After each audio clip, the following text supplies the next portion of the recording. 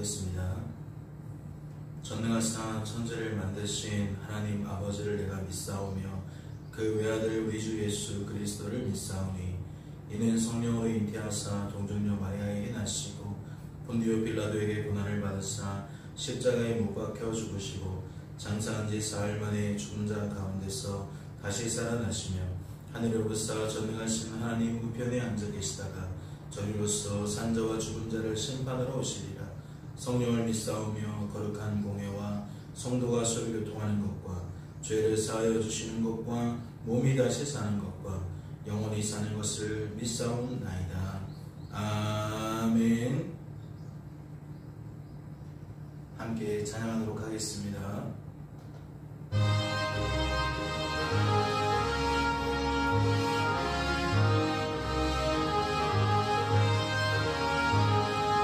주의 친절한 발에 안기세 우리 마음이 평안하리니 항상 기쁘고 복이 되느니 영원하신 발에 안기세 주의 발에 그 발에 안기세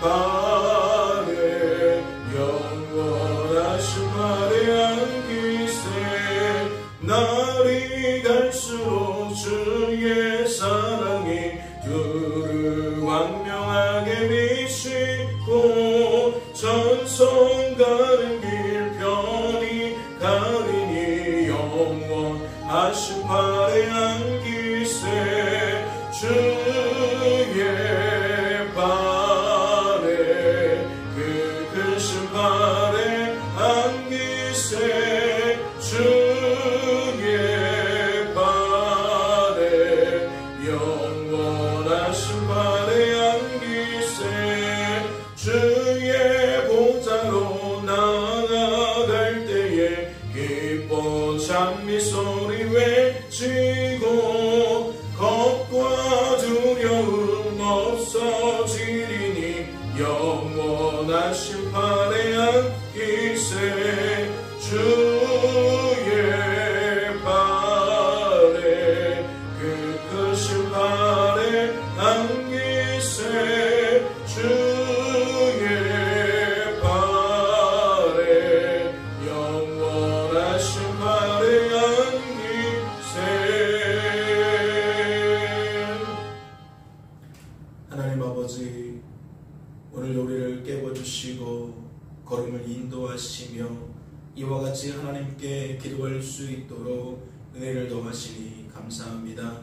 하나님, 우리는 하나님의 돌봄이 필요합니다. 하나님의 섬세한 손길로 빚어지지 않으며 언제라도 성도의 맛을 잃고 살아갈 수밖에 없습니다. 이 한 달 지낼 때에도 우리는 가정과 직장과 사업장과 학교와 병원을 통하여 하나님을 드러내기보다 우리를 드러낼 때가 많습니다. 세상 사람들과 섞여 지내며 그들과 큰 차이 없는 모습으로 살아갈 수밖에 없습니다.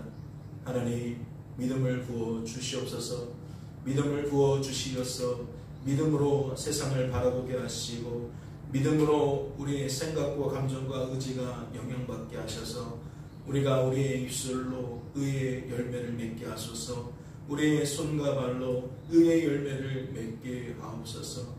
오늘도 주께서 우리를 붙들어 주실 줄로 믿고 감사드리며 이 모든 말씀 우리를 우리의 죄에서 구원하신 예수님의 이름으로 기도하옵나이다.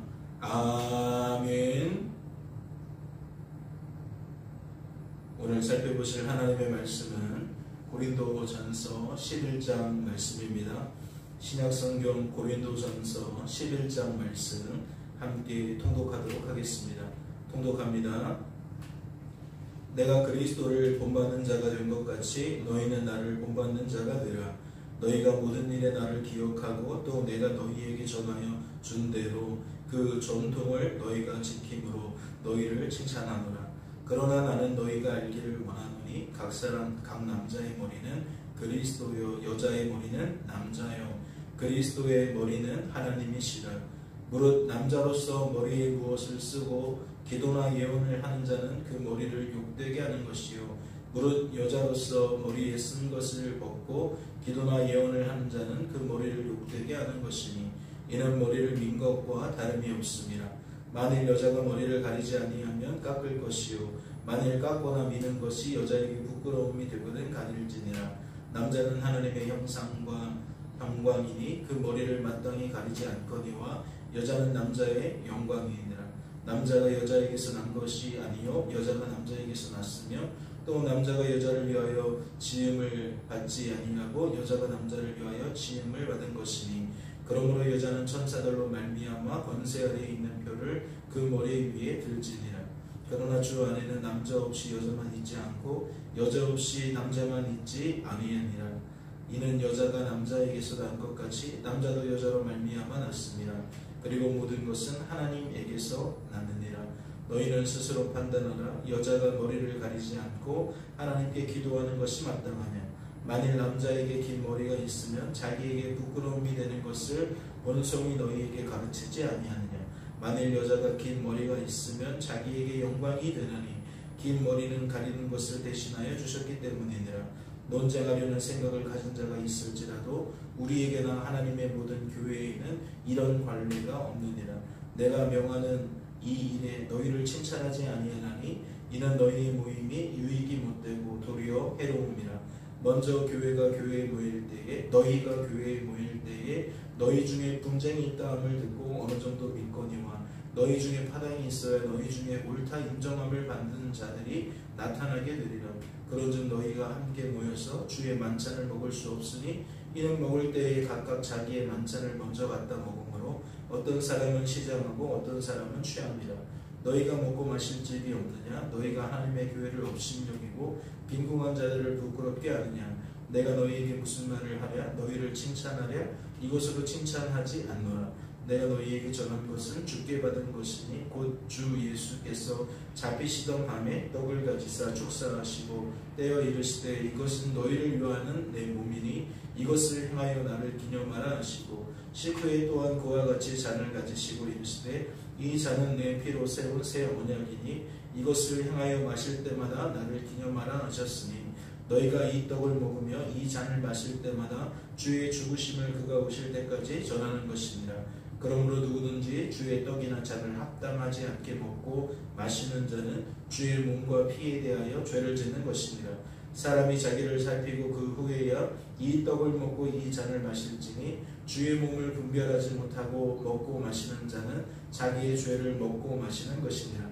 그러므로 너희 중에 약한 자에 병든 자가 많고 잠자는 자도 적지 아니하니 우리가 우리를 살폈으면 판단을 받지 아니하려니와 우리가 판단을 받는 것은 주께 징계를 받는 것이니 이는 우리로 세상과 함께 정죄함을 받지 않게 하려 하시니라. 그런즉 내 형제들아 먹으러 모일 때에 서로 기다리라. 만일 누구든지 시장하거든 집에서 먹을지니 이는 너희의 모임이 판단받는 모임이 되지 않게 하려 함이라. 그 밖의 일들은 내가 언제든지 갈 때에 바로 잡으리라. 아멘. 할렐루야. 무엇을 깨닫게 되십니까? 말씀을 통해 우리를 향하신 아버지의 뜻과 마음이 무엇인지 분별케 되십니까? 오늘 말씀은 어떻게 시작되고 있나요? 내가 그리스도를 본받는 자가 된 것 같이 너희는 나를 본받는 자가 되라 라고 이야기를 하고 있어요. 이게 무슨 말일까요?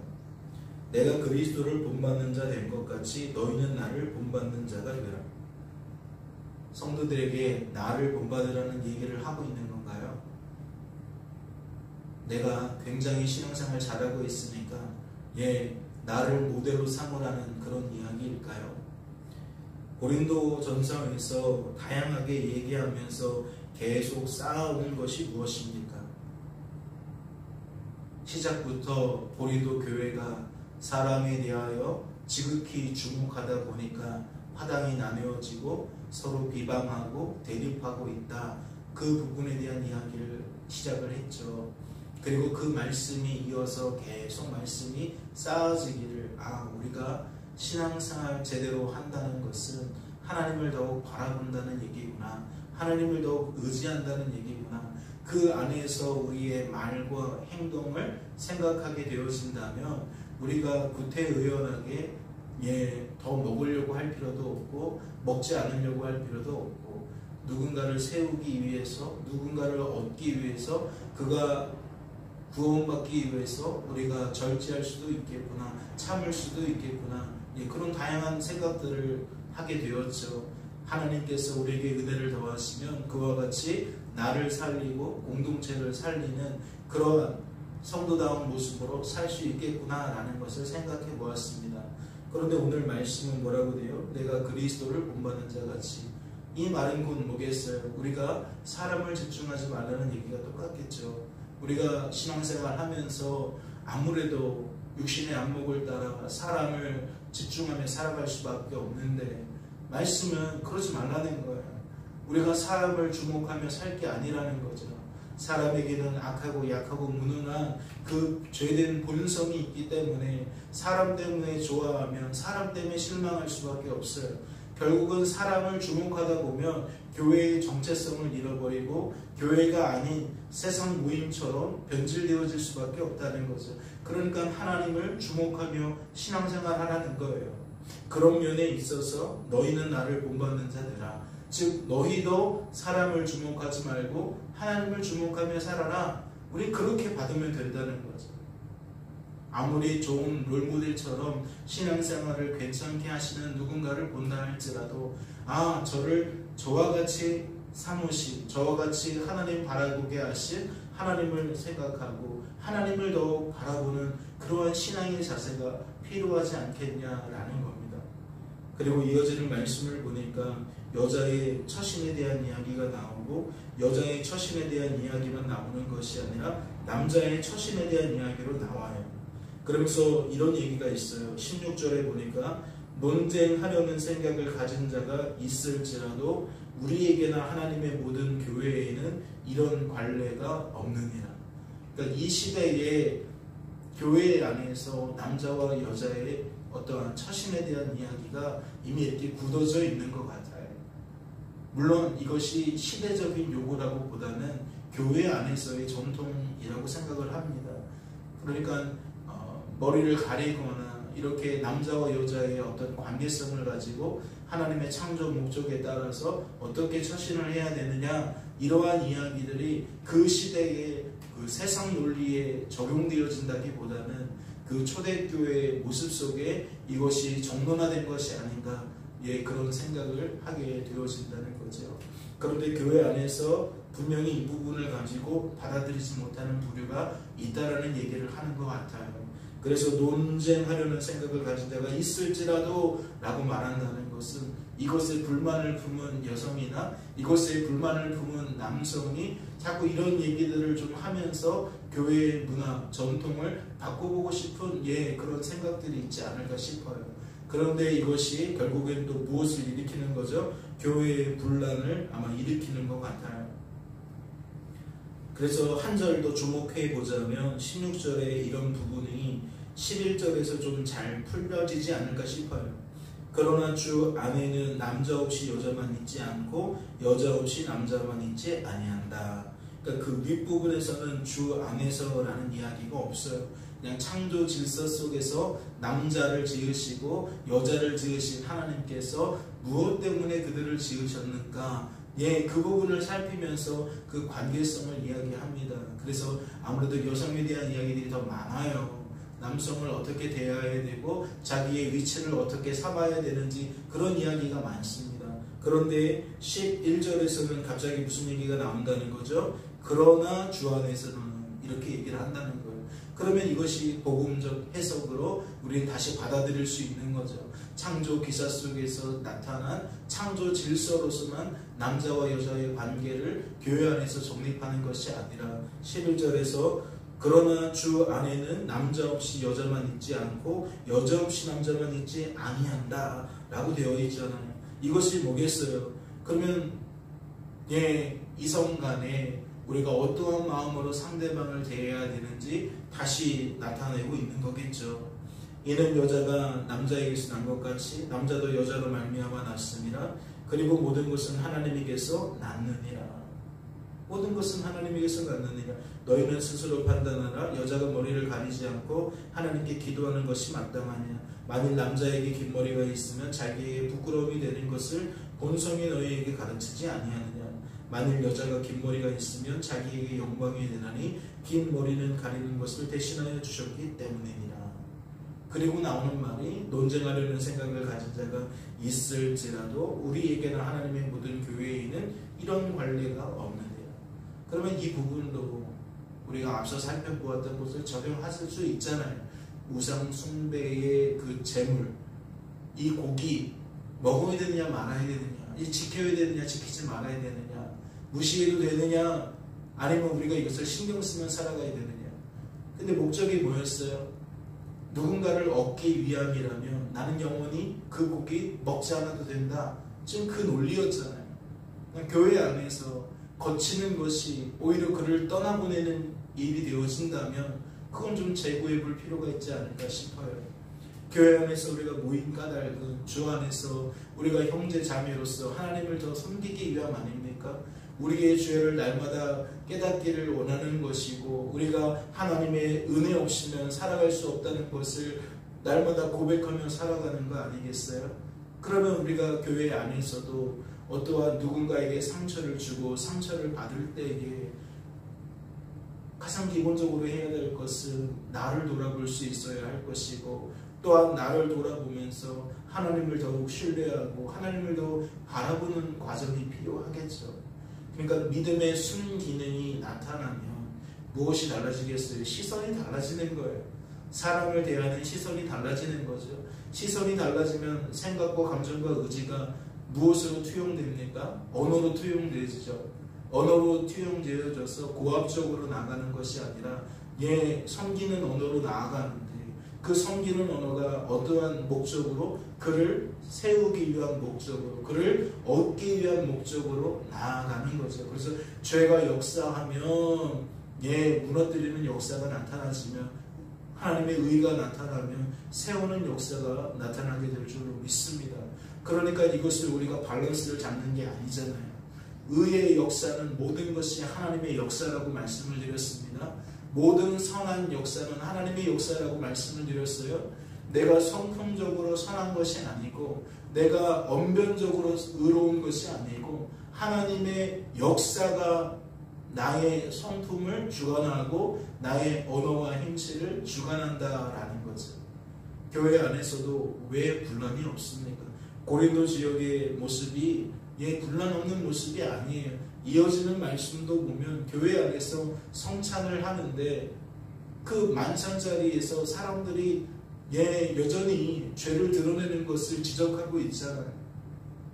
사랑하는 성도 여러분, 오늘 우리가 교회 안에서나 교회 밖에서나 우리가 죄의 열매를 맺고 사는지 의의 열매를 맺고 사는지 점검하시면서 나를 알아가는 것을 잊지 마시고, 또 내 인생을 주관하고 있는 분은 하나님이라는 것을 잊지 마시고, 인생의 주관자여 구원자이신 하나님 안에서 나의 본 모습을 망가받지 않고 늘 하나님 바라보며 그렇게 지내시는 것이 믿음의 시선이요 믿음의 누림이라는 것을 다시 한번 말씀을 드립니다. 오늘도 주어진 삶의 자리에서 그와 같이 주님과 더욱 동행하실 수 있는 저와 여러분 되어지실 수 있기를 주님의 이름으로 소망합니다. 잠시 기도합니다.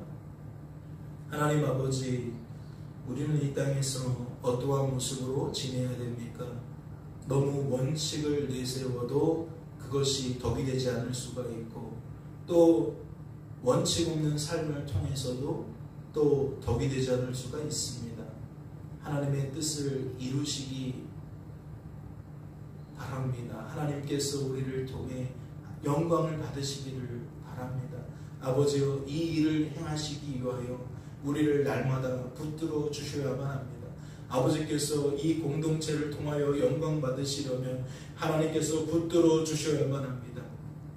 하나님의 도움이 없이는 공동체는 무너질 수밖에 없고 우리 한 개개인이 죄로 물들어갈 수밖에 없음을 고백합니다. 우리의 본성을 따라 말할 것이 아니요 오직 하나님의 은혜를 힘입고 말해야 되는 줄로 믿습니다. 하나님 그와 같은 역사가 교회 안과 밖에서 나타나게 하셔서 성도된 우리들이 더욱 하나님과 동행하고 친밀히 교제하고 교통하는 삶을 살아갈 수 있도록 주님 도와주시옵소서.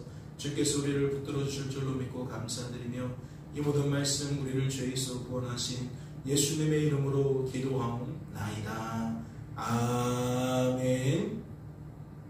하늘에 계신 우리 아버지여 이름이 거룩히 여김을 받으시오며 나라의 영광이시며 뜻이 하늘에서 이룬 것 같이 땅에서도 이루어지이다.